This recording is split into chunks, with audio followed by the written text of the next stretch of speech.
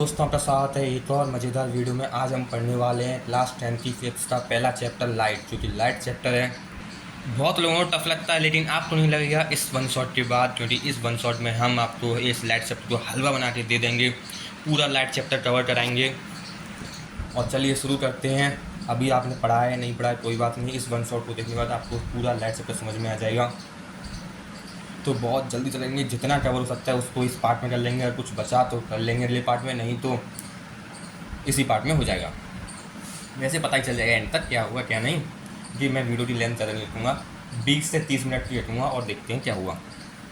ठीक है, light chapter का नाम है लाइट। तो इसमें हम पढ़ने क्या वाले हैं, reflection of light and refraction of light. इसमें हम पढ़ेंगे रिफ्लेक्शन ऑफ लाइट और रिफ्रैक्शन ऑफ लाइट। इसमें हम पढ़ने वाले हैं रिफ्लेक्शन ऑफ लाइट और रिफ्रैक्शन ऑफ लाइट। और लाइट क्या होती है?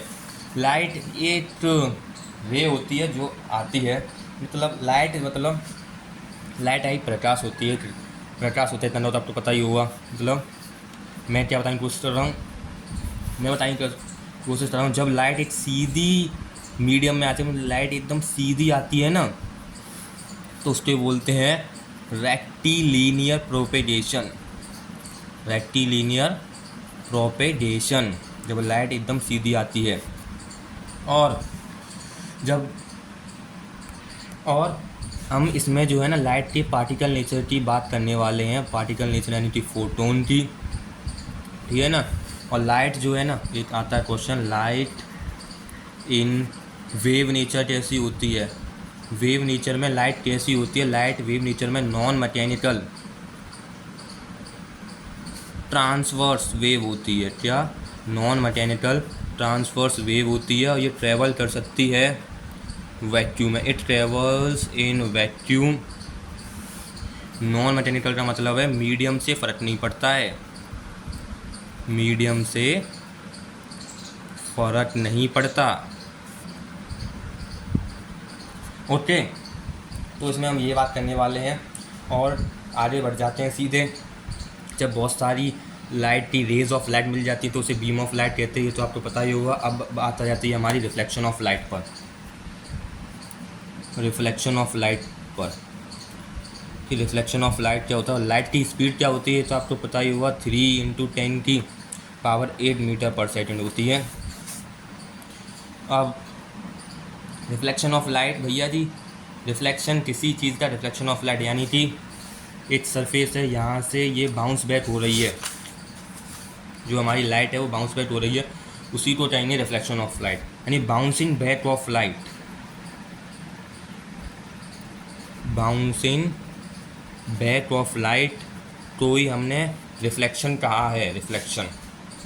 और इसी को हम कह देते हैं, जब लाइट बाउंसिंग बैक को रिफ्लेक्शन कहते हैं, और जब लाइट का बाउंसिंग बैक हो जाता है इसको कह देते हैं हम रिफ्लेक्शन ऑफ लाइट। तो आगे बढ़ते हैं अब। जब when a light ray falls on a smooth polished surface, जब एक लाइट रे जो है ना स्मूथ पॉलिश सरफेस पर पड़ती है और and it bounces back into the same medium, और बाउंसेस बैक हो जाती है किसमें? सेम मीडियम में। यानी कि ये एक ही मीडियम है और ये एयर है, तो ये एयर में ही तो वापस जा रही है। ये इंसिडेंट रे, रिफ्लेक्टेड रे है, तो उसको बताएंगे क्या होती है। यदि when a light ray falls on a smooth polish surface and it bounces back into the same medium, और this phenomena is known as, इसी फिनोमिना को कहा जाता है, phenomena is known as reflection of light. इस phenomena को ही reflection of light कहा जाता है। हमने मान लिया एक पॉलिश सरफेस है, ठीक है ना, इस पर रे आ रही है, जो रे आती है उसको हम कहते हैं इंसिडेंट रे।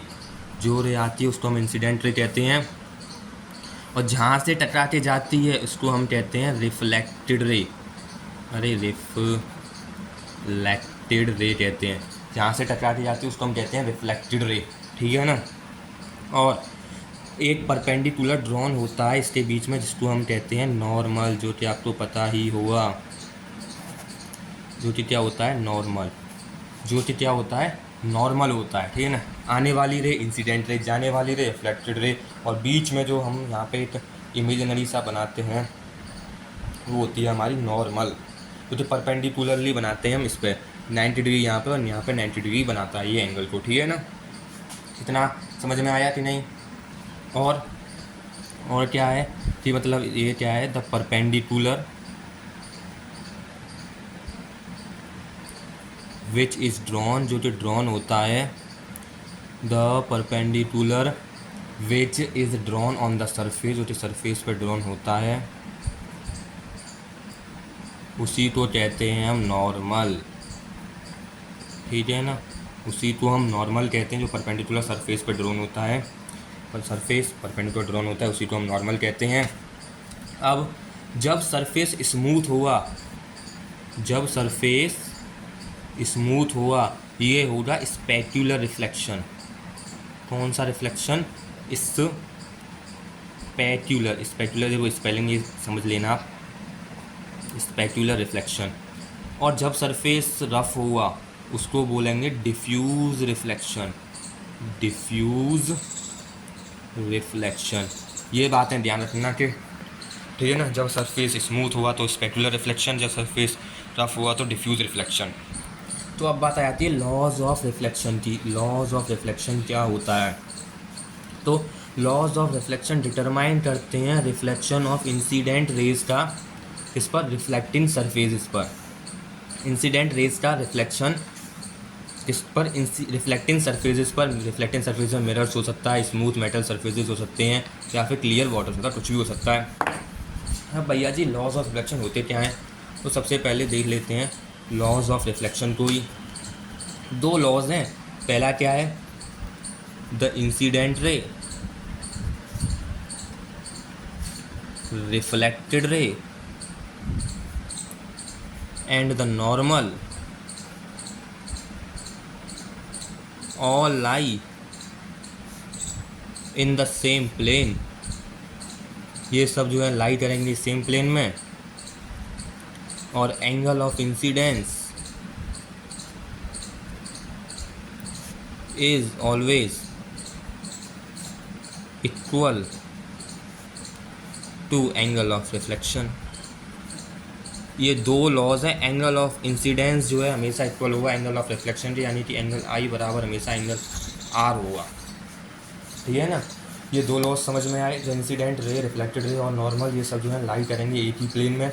और एंगल ऑफ इंसिडेंस हमेशा इक्वल होगा एंगल ऑफ रिफ्लेक्शन के बराबर, यानी एंगल आई बराबर एंगल आर होगा।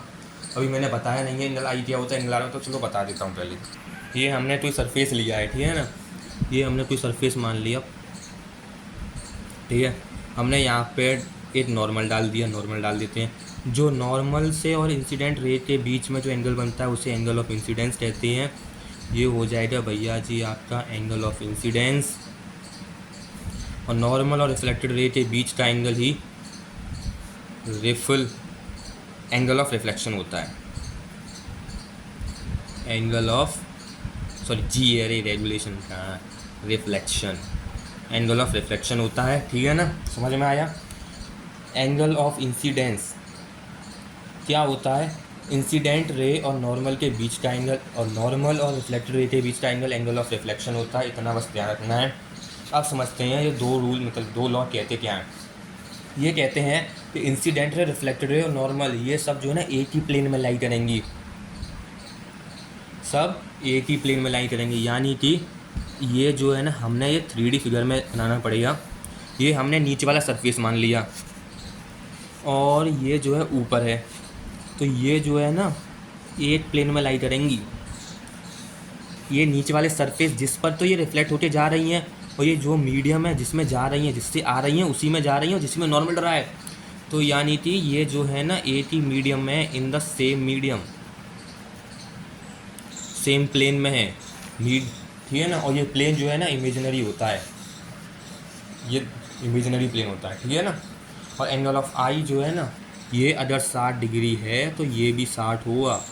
ये भैया जी 100 डिग्री है तो ये भी 100 डिग्री होगा। मतलब ये दोनों इक्वल होते हैं, एंगल आई बराबर एंगल आर ऑलवेज इक्वल होता है, ठीक है ना। अब बढ़ते हैं आगे। बात जब आती है प्लेन मिरर की, तो प्लेन मिरर कैसा होता है भाई? ये प्लेन मिरर आपने घर के शीशे देखे होंगे, एक तरफ से पॉलिशिंग हुई होती है, एक तरफ से नहीं हुई होती है, एक तरफ शीशा लगा हुआ होता है, देखा हुआ। ये मिरर है क्योंकि ओपेटिव है और पॉलिशिंग सर्विस पॉलिश हुई हुई है, ग्लास जो ट्रांसपेरेंट है। इसमें इमेज कैसी बनती है, इमेज फॉर्मेशन देख लेते हैं ज़रा। हमने ऑब्जेक्ट को रखा है यहाँ पे, तो ऑब्जेक्ट सेम डिस्टेंस पे बनेगा, ठीक है ना। ऑब्जेक्ट जो है सेम डिस्टेंस पे बनेगा यहाँ पे, यानी इतनी दूर तो इतनी दूर, यानी 10 centimetre 10 centimetre, 50 centimetre 50 centimetre. And nature of image भी ज़रा देख लें थोड़ा सा, इसकी नेचर कैसा हुआ, सेम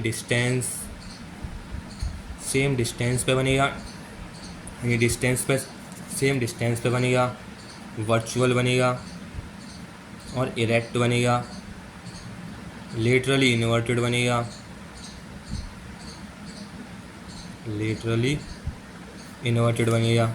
और कौन सी रह गई रे, और एक और रह गई है बस, एक सेम साइज़ बनेगा ऑब्जेक्ट, तो उसको लिख लेते हैं यहाँ पे, ऐड आपको नोट से मिल जाएगी। हम बढ़ते हैं आगे।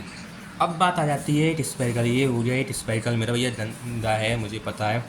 और देखो अगर गुफा वाला है तो उसको बोलेंगे कॉन्केव मिरर, ठीक है ना, गुफा वाला। और बाहर निकला हुआ हिस्सा है, बाहर निकला हुआ है तो बोलेंगे क्या, कॉन्वेक्स मिरर, ठीक है ना। बाहर निकला हुआ कॉन्वेक्स और गुफा वाला कॉनकेव मिरर, इनको याद रखना। अब थोड़ा सा इनके टर्म्स हैं, जो कि कुछ टर्म्स हैं कि सेंटर ऑफ कर्वेचर क्या होता है, ये क्या होता है, तो मैं आपको सीधे सीधे बता देता हूँ। डेफिनेशंस आपको जो है नोट्स में मैं प्रोवाइड कर दूँगा, डेफिनेशंस तो आप वहाँ से पढ़ लेना। ये हो गया यहाँ पे इसका जो है स्पेरिकल मिरर का मिड पॉइंट, ठीक है ना, इसको बोलते हैं पोल। और यहाँ से एक जो लाइन ज्वाइन कर रही होती है भैया, इसका जो ये स्पेरिकल मिरर है इसका भी सेंटर भी तो हुआ, वो सेंटर हमने ये मान लिया। और इसको जो लाइन ज्वाइन करती है उसको बोलते हैं प्रिंसिपल एक्सिस, ये हो गया सेंटर ऑफ कर्वेचर, ठीक है ना। और इसके सेंटर और पोल के बीच का पॉइंट उसको बोलते हैं एफ फोकस, यानी प्रिंसिपल फोकस। और ये तो हमारा हो गया है कॉनकेव मिरर। सेम अप्लाई होता है कॉन्वेक्स मिरर के लिए, ठीक है ना। और एक और बात, ये जो है ना इतनी डिस्टेंस को, एफ और पी के बीच की डिस्टेंस को फोकल लेंथ बोलते हैं भाई। ये भी फिर एफ होगी, ये दोनों इक्वल हैं। जब इक्वल हैं तो ये कितनी हुई, फिर आपने बताया है कि ये सेंटर है, तो यदि आर हुई तो हम लिख सकते हैं आर बराबर एफ प्लस एफ, तो आर बराबर 2f भी होता है। ये याद रखना, आर बराबर 2f होता है, बहुत काम आएगा, ठीक है ना। तो देखिए मैंने ये से यहाँ पे लिख लिया है, मैंने एक अच्छी कॉपी ली है, वहाँ पे लिख लिया है, टेंशन मत लीजिए।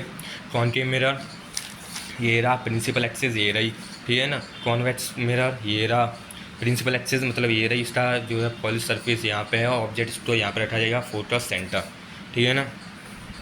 फोकल लेंथ इसको बोलते हैं pole, centre of curvature principal focus, radius of curvature R बराबर 2f होता है, जैसा कि मैंने अभी आपको समझाया है।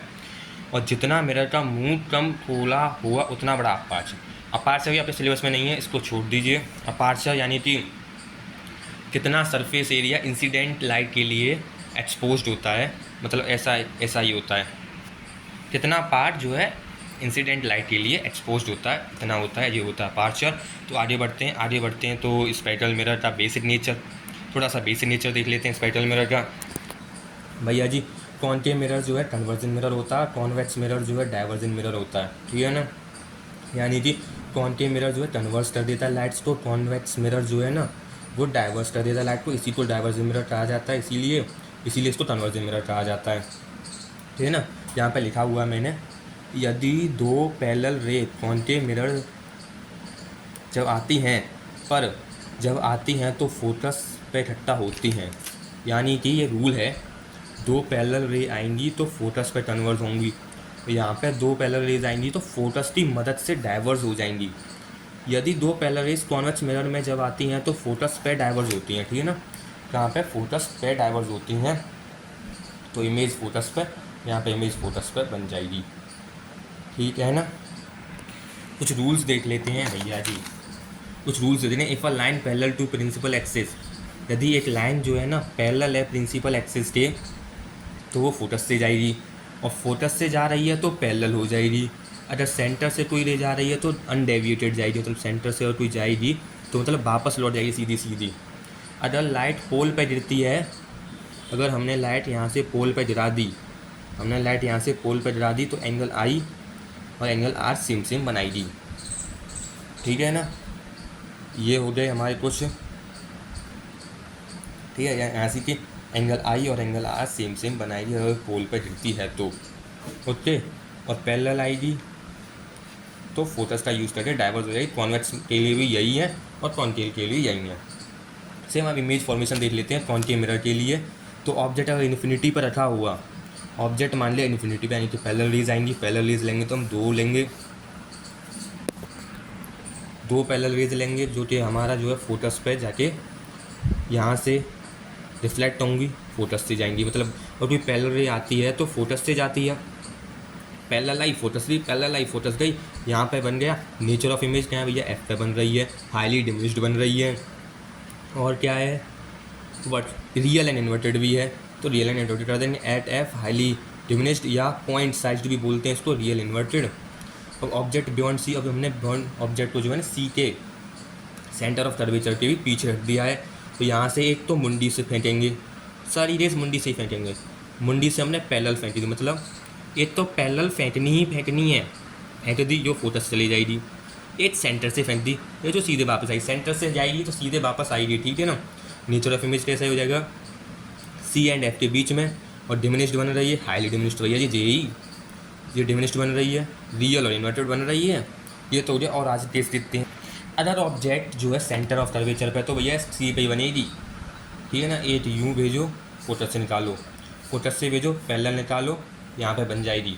ठीक है, सी पे ही बन जाएगी। एट सी सेम साइज रियल इन्वर्टेड। और ऑब्जेक्ट जो है सी और एफ के बीच में है, तो कैसी बनेगी, सी और एफ के बीच में रखा हमने ऑब्जेक्ट, पैरेलल भेजी, फोकस से गई और मुंडी से निकालें भैया, फोकस से निकाल दिया और ये यहाँ से टाइम मार के ये सीधी गई।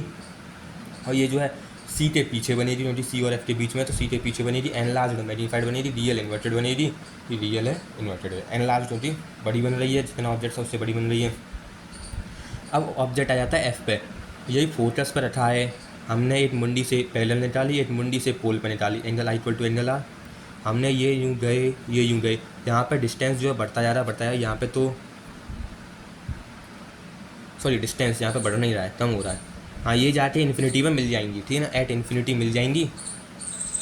और हाईली एनलार्ज हमें पता नहीं है कहाँ मिलेंगे, लेकिन इन्फिनिटी में मिल जाएंगे, हम ये मान लेते हैं। हाईली एनलार्ज बनेगी, रियल इन्वर्टेड बनेगी। ठीक है ना।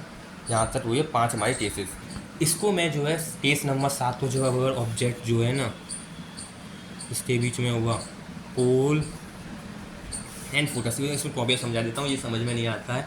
और पोल और फोकस के बीच में हुआ तो इसको हमने रख दिया यहाँ से, मुंडी से निकाली एक रे जो कि गई फोकस से, फिर एक निकाली पोल पे, angle i equal to angle r बनाई जो कि हमने पढ़ा था।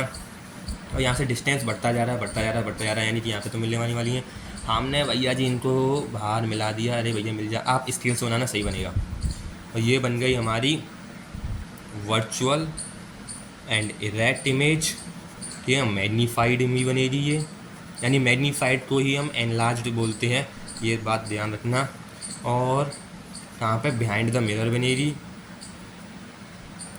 बिहाइंड द मिरर बनेगी, यानी कि ऑब्जेक्ट इतना सा, ये इमेज इतनी बड़ी, ये एनलार्ज्ड और मैग्नीफाइड तो हुई पहला, दूसरा, तीसरा, और ये नेचर ऑफ इमेज बन गया।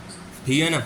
यहाँ पे हो जाता है हमारा कॉनकेव लेंस खत्म। कॉन्वेक्स की बात करते हैं अब भैया जी इमेज फॉर्मेशन देखते हैं कॉन्वेक्स मिरर का। कॉन्वेक्स मिरर का ऑब्जेक्ट अगर इन्फिनिटी पे हुआ, ये दो रेज आएंगी, फोकस का यूज़ करेंगी, डाइवर्स हो जाएंगी। यहाँ पे दो रेज आएंगी, फोकस का यूज़ करेंगी, डाइवर्स हो जाएंगी। ठीक है ना, फोकस का यूज़ करके डाइवर्स हो जाएंगी। तो नेचर कैसा हो जाएगा, एफ पे बन रही है, और यही हाईली डिमिनिश्ड तो बनेगी, वर्चुअल बनेगी। और देखिए कॉन्वेक्स लेंस में हमेशा जो है ना वर्चुअल बनते हैं, रेट बनते हैं, डिमिनिश्ड बनती है, हाईली इसमें बनेगी। और दूसरे दो ही केस हैं इसमें, ज़्यादा है ही नहीं। जरा दूसरा केस भी देख लें। ऑब्जेक्ट अगर फाइनाइट डिस्टेंस पे है, यानी कि हमने मान लिया यहाँ पे है, तो यहाँ से एक रे भेजी, फोकस का यूज़ करके डाइवर्स हो गई, एक पोल का यूज़ चली गई, हम इसको मिलाएंगे सीधे, तो ये जो है यहाँ पे बनाएगा और ये कि पोल और फोकस के बीच में बनाएगा, ये हमेशा यहीं पे बनाएगा। एक ट्रिक भी है जो कि अच्छा सही ट्रिक है, वेव, वर्चुअल, इरेक्ट और डिमिनिश्ड, ठीक है ना। नेचर ऑफ इमेज ऐसा हुआ, बिटवीन पोल एंड फोकस हुआ, डिमिनिश्ड हुई, वर्चुअल हुई, इरेक्ट हुई, ठीक है, ये 4 चीज़ें होंगी। और ये ना कभी एनलार्ज और रियल इमेज कभी नहीं बनाता है, ठीक है ना। थोड़ी सी रेडाई में प्रैक्टिस हो जाए, यानी ये जो मैंने अभी साइन कन्वेक्शन की बात हो जाए भैया जी, ये तो हमने, ये हमारा मिरर है, यहीं से ग्राफ खींच दो भैया, यूँ प्लस और माइनस का, ठीक है ना।